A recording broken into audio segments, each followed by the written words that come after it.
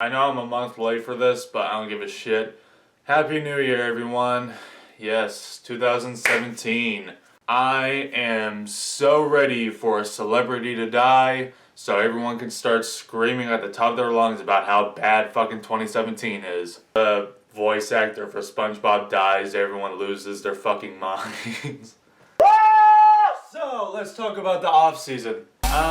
About a week or two ago, Stephen Jones announced that they were not going to go after any big names in free agency. So that means most of, if not all of our rebuilding will come from the upcoming draft. And luckily for us, this draft class is absolutely fucking stacked with defensive linemen and defensive backs. So if we sign anyone in free agency, it'll more than likely be for depth purposes, for defensive line, secondary, quarterback if Kellen Moore decides to walk, wide receiver if Terrence Williams or Bryce Butler or both decide to walk out. So let's talk about the draft. I've had my eye on a few prospects. This episode, we're going to be talking about the defensive linemen. On my phone, I have my top 6 defensive linemen that I've seen over the past year. But really quick before we get into that, Donald Trump, or President Donald Trump I should say, can you do me like a huge favor? Yeah, if you could make Mark Sanchez like number 1 on your list of people to deport back to Mexico, my God, that would be fucking outstanding. Oh, but he's a legal immigrant. I don't give a fuck. Also, I feel bad for the sad pieces of shit who are gonna pick up Deshaun Watson. Saw him in that Ohio State game, and goddamn, he does not look like a quarterback. He looks like a frail ass running back. Watch it be New York, the ones who pick him up. My number 1 defense. Oh, by the way, I almost forgot. What's his name? Myles Garrett is not on this list because he's a top 5 pickup, and he is not going to fall to us when we have the 27th, 28th pick in the draft. So he's not on this list. This is a list of players that we could get. Number 1 is Jonathan Allen from Alabama. Ndamukong Suh 2.0, except he doesn't step on people. He's fucking huge. He's 300 pounds. He's a sack machine. He always forces pressure, but for some reason he won't chase down the fucking running back. And he has a lot of stamina issues. Well, not a lot, but some issues. And that will definitely show on the field. Also, I heard that he has like something going on with his shoulder. I think he's gone through a couple surgeries or some shit. So, number 1 is Jonathan Allen. I would absolutely love to have him, but it's pretty unlikely. Number 2 is Solomon Thomas from Stanford. He has long arms. He's explosive as fuck. Crazy speed. He breaks through double teams. He's amazing. He's amazing to have for screenplays. He always knows who has the ball. Amazing play recognition. He plays aggressive. But the negative going on with him is that he is Michael Bennett 2.0, meaning he gets a lot of offside penalties. But, that's just a wrinkle that can be, ironed out by Rod Marinelli. That would be a huge addition to this team. Number 3 is Derek Barnett from Tennessee. Okay, you know how Romo or Russell Wilson, they do all this fake shit, twirl around, ballerina, fucking whatever. Yeah, you can't do that with Derek Barnett. You can't fake him out. It's amazing. He knows where you're going, motherfucker. It's not gonna fool him. Which is why he's amazing at stopping the running game. He's very aware. He's a fucking playmaker. He is someone that you would love to have on a goal line situation or on a 3rd down, especially on a fucking 3rd and 20. He's aggressive, explosive off the snap. However, he is also Michael Bennett 2.0, jumps off sides, and he loses his balance a lot.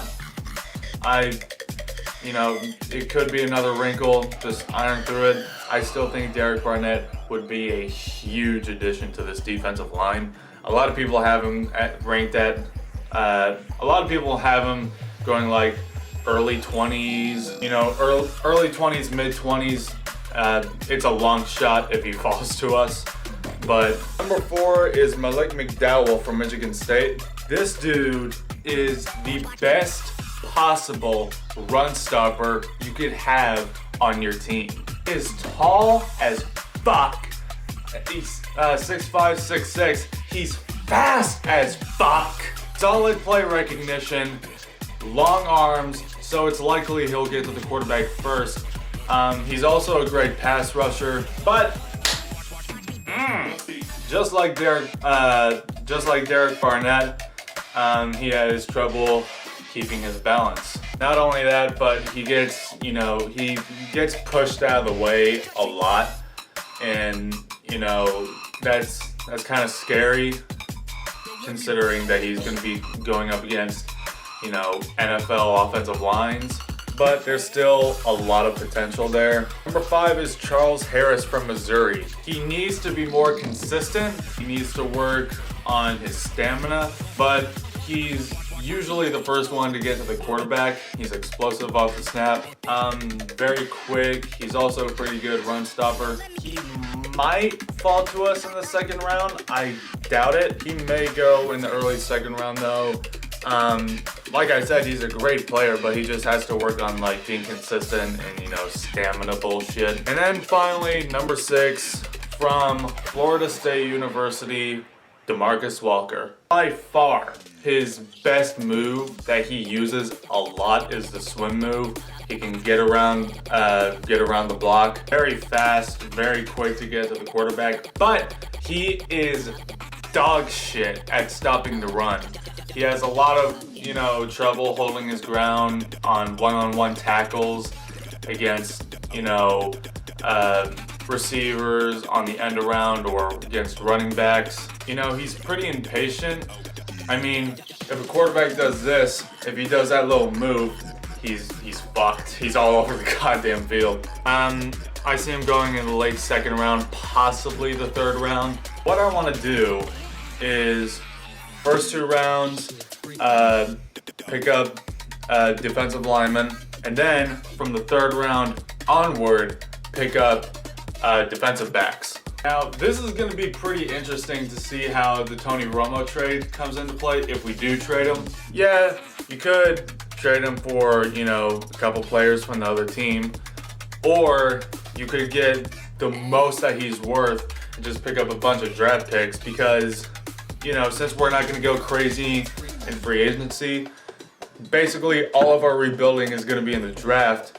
And since it's so stacked with the positions that we need on both secondary and defensive line, we want to have like as many picks as possible. We want to take advantage because more than likely we're not going to find a better opportunity to rebuild our defense. I mean, if we draft a defensive lineman in the first round, regardless of who we get out of these top 4, top 5, we're going to have a solid fucking pass rusher. I mean, if you're going to trade Romo, I'm not saying, don't go for the players, but I mean, see if you can also try sneak in like a 4th or 5th round pick somewhere in there. So really quick before I end this, can you believe, you motherfucker sitting on the toilet watching this video, can you believe that there are Cowboy fans who think that we need to go with a wide receiver in the first fucking round? Oh, here it is. Oh, here's another video of DCF ragging on Cowboy fans again. Here it is. No, motherfucker, okay? I don't give 2 shits who you root for, but if you were to watch that Cowboys and Packers game from beginning to end, and then you think to yourself, why didn't the Cowboys win this game? How? If you're a fully functional human being, if you're a fully functional human being, how can you think to yourself, yeah, you know what?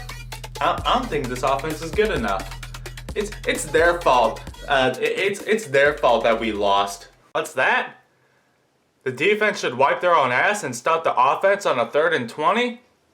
Nah, you're just a fake fan. It's clearly the offense's fault. I mean, what?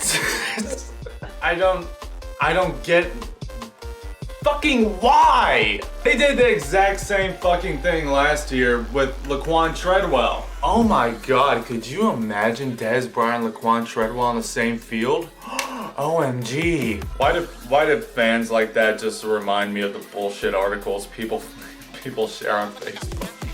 OMG. Laquan Treadwell is basically Dez Bryant. Could you imagine having two Dez Bryants? Like 6 emojis to the side. I mean, maybe they got that because both Bryce Butler and Terrence Williams are free agents. But motherfucker, that is not a first round pick issue. You can pick one up in like the 4th or 5th round, if not pick up a motherfucker in free agency. Why the fuck would you go with the wide receiver in the 1st round, you dumb piece of shit? And I'll say it again, if you honestly think that we need to go with a wide receiver in the 1st round, you are anything but serious about winning a fucking championship. It's time that we don't fucking settle for a good enough defense in Dallas. No bend but don't break bullshit, because I guarantee you it will break against Tom Brady or Matt Ryan or Aaron Rodgers. It's time. I mean, for fuck's sake, we've spent 7 years trying to build. The past 7 years, basically all we've been doing has been building an offense around Tony Romo. It took us 4 years alone just to put together this offensive line. We had to get Dez Bryant. We had to find our franchise running back in Ezekiel Elliott. It's time to stop putting this shit to the side, and it's time to finally bring a legit defense back to Dallas. So with that being said, I'll do a video someday like this about defensive backs and shit. It looks like their defense is gonna have a huge turnaround in 2017 if we, pick up a couple of solid pass rushers, add some depth to the secondary, make sure we keep that together. With the return of Jalen Smith, maybe we might have a legitimate defense, but we won't know until September, maybe August. So I'll see you guys next week.